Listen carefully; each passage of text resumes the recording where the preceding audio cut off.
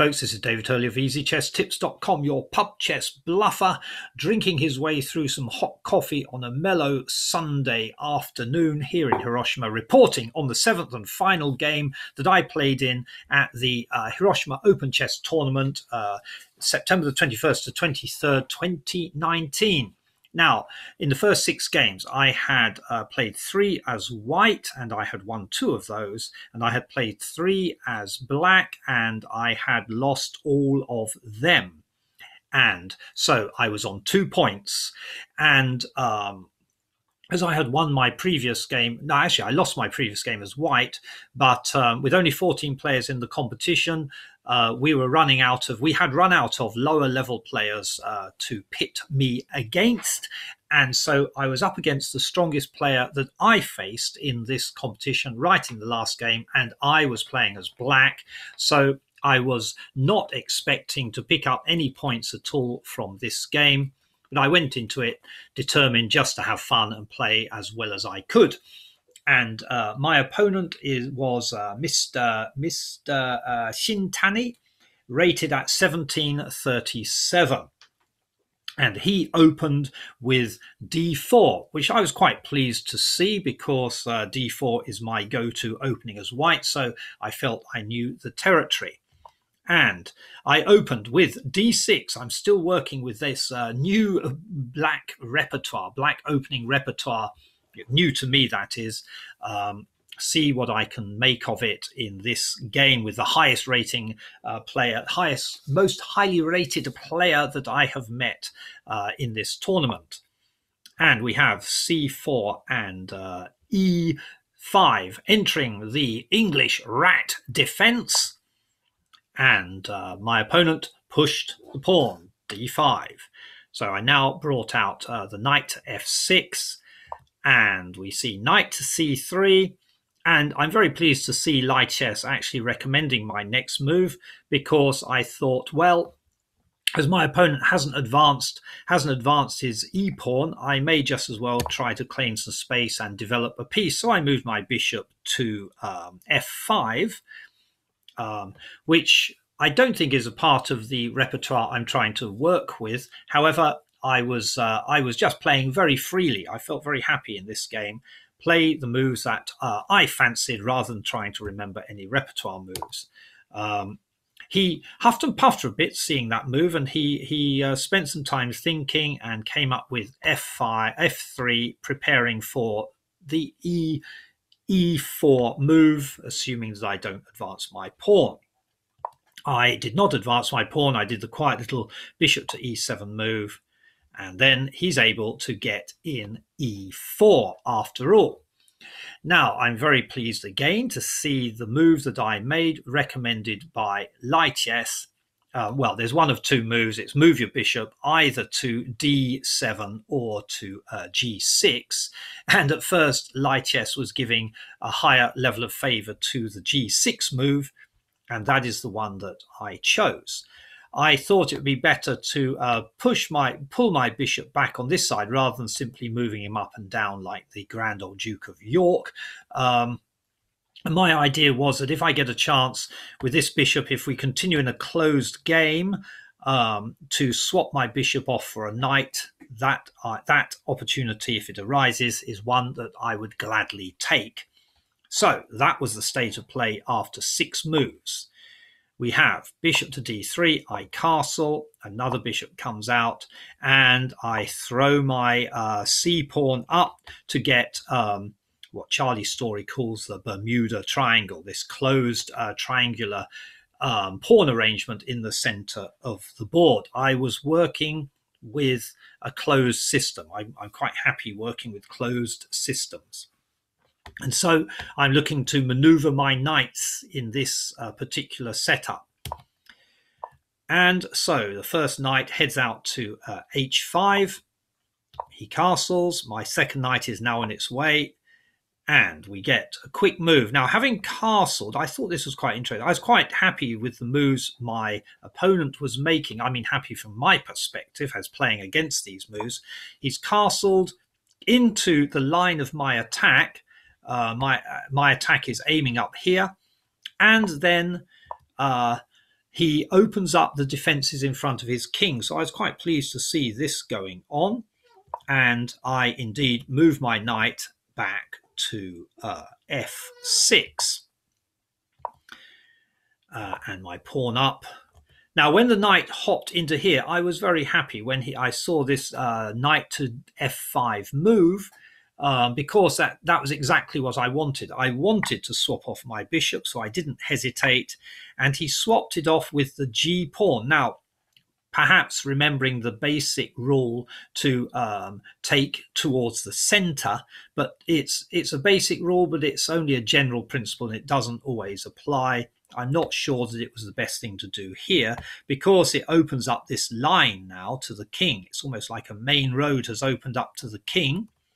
And you can see Lichess prefers that white take back the bishop with the e pawn.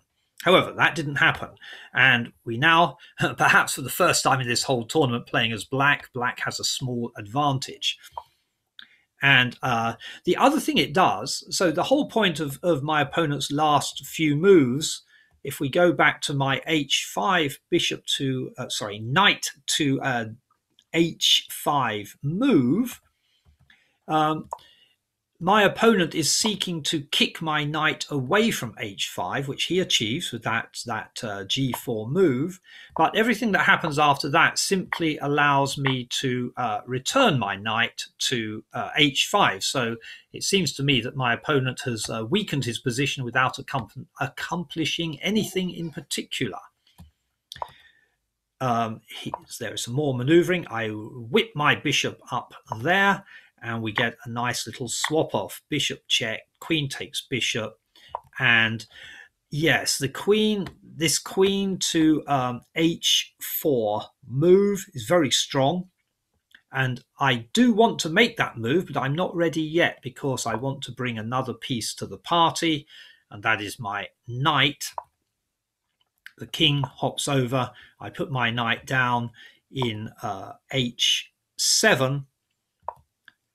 And this move, now, it had taken me, I think, this is the third day of the tournament. I have not played in many tournaments at all. And in the first 2 days, I tended to play too quickly, too hastily, in that pub chess bluffer style. By the third day, I'd worked out that I really ought to use my clock time more intelligently and slow down the pace so that I can think things through. I spent maybe 10 or 12 minutes thinking about what to do here, because it seemed to me that I'd built up the best position that I'd had as black so far, I think, and I didn't want to screw it up with a careless move. I spent about 10 minutes thinking about what to do, and in the end I made a very small but I think very important move of king to h8, which is indeed Lichess's main recommendation. So I'm quite pleased with that. We then get this advance of the f pawn, but I was looking at my structure here. I don't want to break up my structure too quickly. And so I decide, instead of taking the pawn and perhaps facing some kind of pawn storm down here, I will shore up the pawn's position. So I do that with my queen. Although Lichess doesn't recommend it compared to those other two moves, my tiny advantage, minus 0.2 to white, well, maybe minus 0.5. Anyway, a very tiny advantage is maintained. So that's good to see. My opponent then tries to find an initiative on the queen side of the board, and that, I feel, gave me time to develop my position in my line of attack on the king side. And so here we have that advance. That's an easy way to deal with that pawn. This line, I just want to hold it. I'm not aiming to attack on this side at this stage in the game. So I'm simply interested in holding that line with the simple move of b6. And now, so we see this move here. The knight comes back and hops up to attack. Now, this I think is the crucial move of the game, because I brought my knight back And what happened next was a mistake, because my opponent moves. You see, it gives me it increases my advantage to a little bit. In moving his knight over to g3, he has blocked the influence of the rook all down this file, which enables me to move my knight up there and attack the queen, which is what I do. So I get my knight in. He moved his queen over, and then indeed the move that Lichess is recommending was the move I made. I brought my queen up, and now we have a nice attack on the king. How did this attack go? It went so-so, like so. So he didn't do the en passant move. He's trying to break up that center. Now, I had seen that my knight could fork his queen and bishop, but I didn't feel if the knight takes this pawn, the knight can fork the queen and the bishop, but I didn't feel I could gain very much from it. All I would do is end up swapping off the knight for the bishop, is what I felt. He would move his queen back, and if I swapped off, then I wasn't sure what the benefit would be. So I decided not to take the e5 pawn with my knight, but I took it with my d pawn instead. Let's just get back to there. But I took it with my d pawn. And Lichess doesn't like this at all. It's kind of opening up the center for white. During this period of the game, white builds up an advantage, but I think my opponents felt under pressure for much of this time with this situation up here. It looks quite tricky.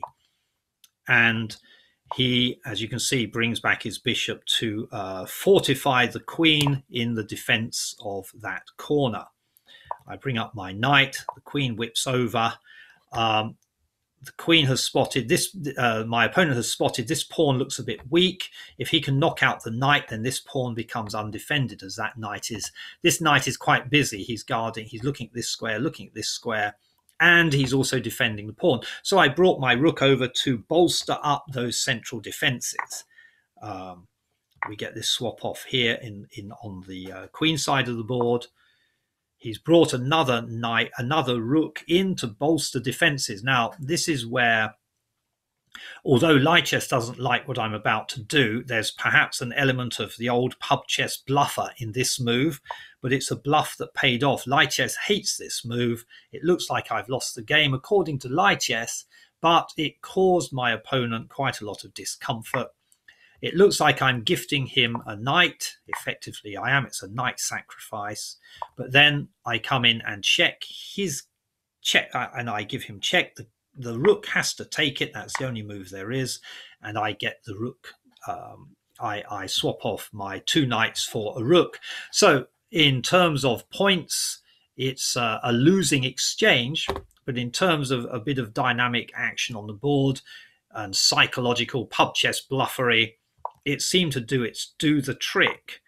Swap off queens and occupy this nice file here with my rook. Now,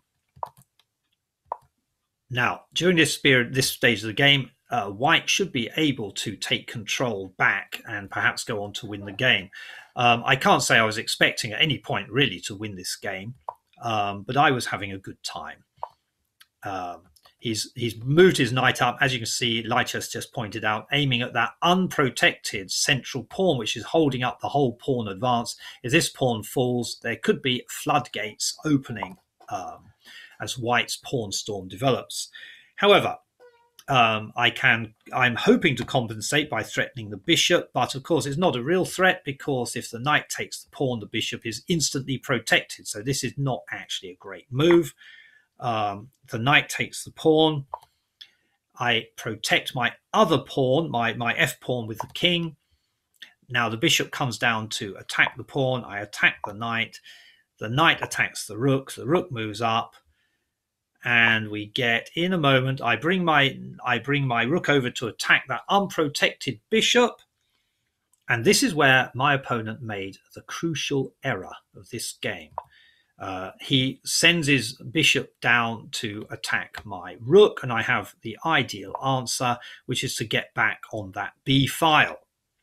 And we're almost back to equality. There is still a small advantage for white. Oh, actually, light chess has changed its mind and decided that we're in absolute equality. So I have survived the storm. I have survived my own errors of judgment, and am back in the game.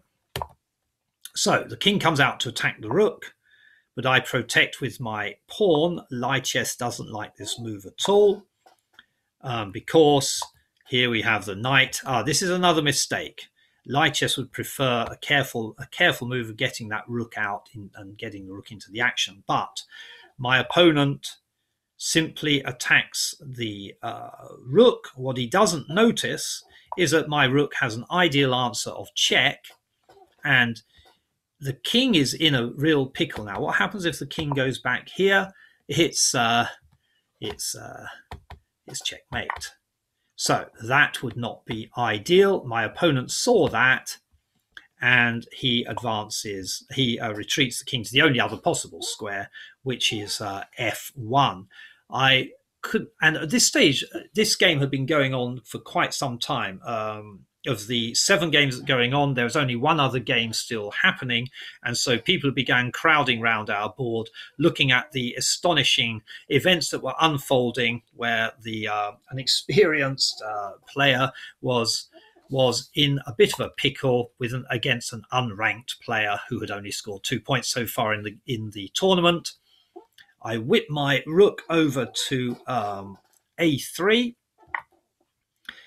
and we get in. So now I thought I perhaps made a mistake in not shoring up the position for my pawn with this little move here, but in fact light chess and I totally agree on my move. It's checkmate in 1. That's the threat. And so he has to do something. He checks my king. Now, what I realized at this point was that my king seems to have an escape route. So if I can survive. So my opponent had calculated that a rook, a bishop, and a knight is, of course, stronger than 2 rooks. But if I could find an escape route for my king, and the key to this escape route is the black square. So we have a white squared bishop here. The escape route that I'm looking for goes something like this: down here, up here, over here, and away. So that's the escape route for my king. And if on the way I can cause him some more trouble, then all well and good. I'm really looking for a square from which I cannot be checked in a single move, which means I will then be able to administer the coup de grace. So how does it happen? How does this game play out? I bring my king down on the first square of that route to safety, and the knight checks. So I decide to deviate from the path of the black squares because he's gifted me his bishop, which I take. So now it's a rook and a knight against an exposed king and 2 rooks. He comes down to check with his rook, and I've got my eye on that safety square. So the safety square's up here. If I can usher away the knight. At this point, my opponent resigned, because no matter what he does here, let's see what happens if he does this. I can simply move my king across. Perhaps he could have got some play out of this. Should I bring my king? Perhaps I should. What should I do? Let's follow light chess's main recommendation. We have the king comes over, the rook comes over. Light chess is seeking a way for the knight to get in here and help the king. But I think it is all over, isn't it? No, not quite. Let's take that back. Let's do this. Head for the opposite end of the board. The king will come over. We run back over here. It's move the king. What that does is move the king away from where the knight can land. So the knight's now going to go over here so that when I do make that move, the king still has some safety. So in fact, there was some room for white to continue fighting for survival, as you can see, but Lichess still doesn't give it much of a chance. In fact, that might be the end of it, mightn't it? If we move this one down here, it's pretty much game over.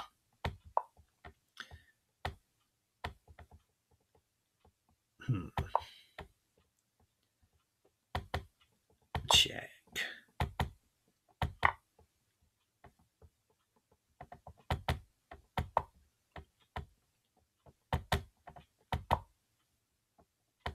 Now the rook is seeking to get back into the game here, holding his position. So we're in a long end game, but it should eventually favour black unless there's some horrible egregious blunder, an egregious blunder.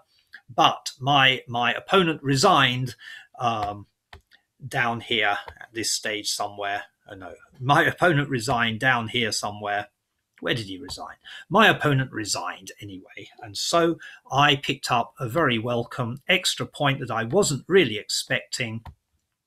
And so I ended the tournament on 3 points, which was the same as my colleague.